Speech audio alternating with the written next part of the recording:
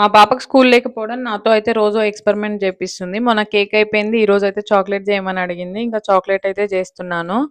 నా దగ్గరున్న ఐటెమ్స్‌తోనే చాక్లేట్ జేస్తున్నాను ఈరోజు. ముందుగా ఒక కప్ మిల్క్ కాంపౌండ్ తీసుకున్నాను. అందులో 3 tablespoons cocoa powder, 1 tablespoon butter అయితే వేశాను.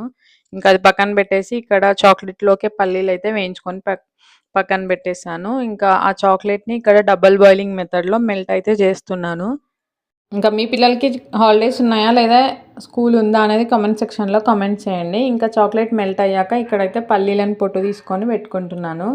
చాక్లేట్‌లోకైతే పల్లీలు, కిస్మిస్ అయితే వేద్దామనైతే పల్లీలు వేసుకున్నాను. అలాగే కిస్మిస్ కూడా తీసుకున్నాను. ఇంకా నా దగ్గర చాక్లేట్ మౌల్డ్స్ లేక నేనైతే ఇక్కడ ఐస్ ట్రేలోనే చేస్తున్నాను. ఫస్ట్ ఒక లేయర్ కొంచెం చాక్లేట్ వేసి, ఆ తర్వాత అందులో పల్లీలు, కిస్మిస్ వేసుకొని, ఆ తర్వాత మళ్ళీ అది చాక్లేట్‌తో అయితే క్లోజ్ చేసేస్తున్నాను.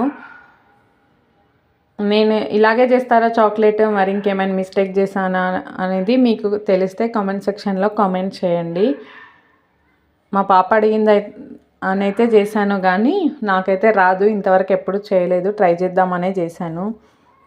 ఇంకా అది ఒక 1 డే అయితే ఫ్రిడ్జ్‌లో పెట్టేసాను నేను అలాగా. ఇది నెక్స్ట్ డే నాకు కొంచెం కోకో పౌడర్ వేసినప్పుడే డౌట్ కొట్టింది. అందుకే నెక్స్ట్ డేనే తీస్తున్నాను. అయినా కూడా అది అంత పర్ఫెక్ట్ కన్సిస్టెన్సీ అంటే చాక్లేట్ లాగా అయితే రాలేదు. ఇంకేదో అడ్జస్ట్ చేసి ఇలా అయితే సెట్ చేశాను కానీ టేస్ట్ వైజ్ చాలా బాగున్నాయి. మన డైరీ మిల్క్ తింటే అందులో నట్స్ మనకు తగులుతాయి కదా, అలాగే పల్లీలు, కిస్మిస్ అలాగే ఉంది కానీ అది కన్సిస్టెన్సీ అనేది చాక్లేట్ లాగా అయితే లేదు. ఓకే అండి, thank you for watching. Have a nice day. Bye bye.